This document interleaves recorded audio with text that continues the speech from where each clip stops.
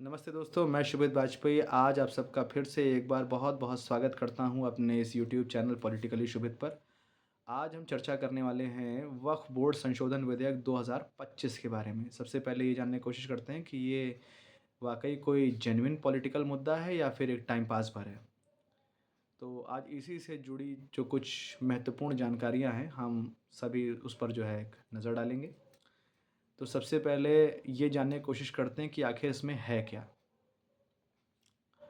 तो वक्फ बोर्ड संशोधन विधेयक एक ऐसा कानून है हाल फिलहाल में जिसने सोशल मीडिया के गलियारों में बहुत ज़ोरदार हलचल मचा कर रखी हुई है। बहुत से लोगों का कहना है कि ये एक क्रांतिकारी सुधार है, जबकि बहुत सारे लोगों का इसके विपरीत ये भी कहना है कि ये कानून बना करके जो वर्तमान सरकार है उसने अपनी ताबूत में आखिरी कील ठोकने का काम किया है। तो आइए जानने का प्रयास करते हैं कि माजरा है क्या? कहीं ये तुम्हारी ज़मीन अब हमारी वाली स्कीम तो नहीं है? तो बिना किसी राजनीतिक झुकाव के जितना मुमकिन हो, इसे समझने की कोशिश करते हैं। वक़्फ़, आखिर ये वक़्फ़ कौन-सी माया नगरी का नाम है? सबसे पहले तो ये जानने की कोशिश करते हैं। देखिए, वक़्फ़ बोर्ड का सीधा सा मतलब ये है कि जो प्रॉपर्टी दान की जा चुकी है, वो अब सरकारी प्रॉपर्टी बन गई है।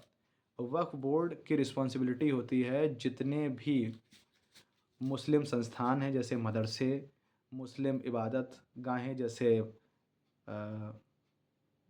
आपका मस्जिद, दरगाह या कब्रिस्तान हो गया, जहाँ पर मुस्लिम भाइयों को मृत्यु के बाद दफ़नाया जाता है। इन सब संस्थानों की जो देख-रेख करने वाली एक लीगल बॉडी हुआ करती है, उसका नाम है वक्फ बोर्ड। सीधा-सा मतलब इसका ये है कि जो संपत्ति अल्लाह के नाम कर दी गई है, अब उसका मालिक अल्लाह है।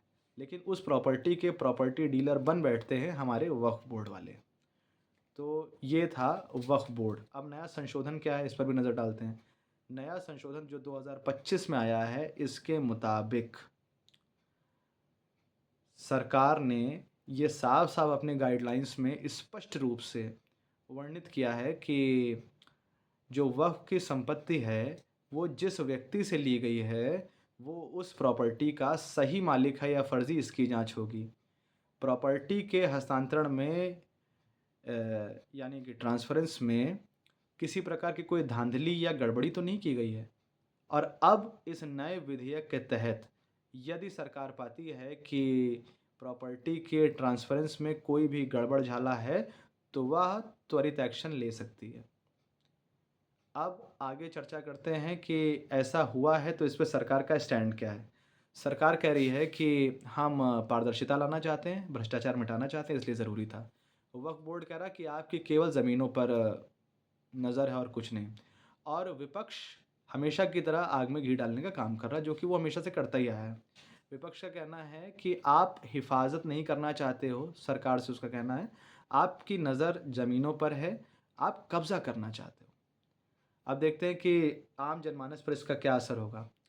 देखिए भाई साहब, इससे पहले आप कैसे भी रह रहे हो पता नहीं, लेकिन अब अगर आप किसी भी वक़्फ़ की ज़मीन या प्रॉपर्टी पर कोई दुकान, मकान बना कर के रह रहे हो या कोई कार्य कर रहे हो, तो अब आपको सबूत देना होगा कि आप उसके जेन्युइन असली मालिक हो। और अगर गलती से भी कोई वक़्फ़ की प्रॉपर्टी आपके नाम रजिस्टर हो चुकी है, तो सरकार आपसे कहेगी कि भैया तुरंत इसे हमें वापस कर दो। तो आप सबको लगता है कि अब तक केवल वक्फ बोर्ड खेल कर रहा था, अब सरकार कह रही है लाओ बेटा देखो अब हम भी खेल करके दिखाते हैं। सीधा सा मुद्दा अब यही है कि जो मुद्दा गरमाया है वो क्यों गरमा है वो तो मैंने आपको बता ही दिया कि इसमें वक्फ बोर्ड और जो हमारा विपक्ष है वो सरकार का पुरजोर विरोध कर रहे हैं। लेकिन इन सभी विरोधों के बावजूद भी सरकार ने सफलतापूर्वक इस बिल को पास कर दिया। तो अब जानते हैं कि आखिर ऐसा है क्यों? देखिए सीधी-सी बात है, बहुत ही सिंपल सा मुद्दा है रजिस्ट्री बनाम सरकारी मुहर का। अगर रजिस्ट्री हो चुकी है वक़्फ़ की ज़मीन की गलत तरीके से, तो सरकार अब उस पे अंकुश लगाएगी। सरकार वक़्फ़ की जितनी भी ज़मीनें हैं, उनका पूरा रिकॉर्ड, उनका पूरा ब्यौरा अपने पास रखेगी और कोई भी गड़बड़-झाला सरकारी कामकाज में इस बाबत सरकार की देख-रेख में सरकार होने नहीं देगी। बस इतनी सी ही इस वक्फ बोर्ड की और संशोधन की पूरी कहानी है। तो अब ये कितना जायज़ है या कितना नाजायज़ है, कितना उचित है, कितना अनुचित है, ये फैसला आपको करना है, आम जनमानस को करना है, देश की जनता को करना है। तब तक के लिए मैं शुभित बाजपेयी आप सबसे इजाज़त लेता हूँ, विदा चाहता हूँ। जय हिंद, जय भारत, वंदे मातरम, भारत माता की जय।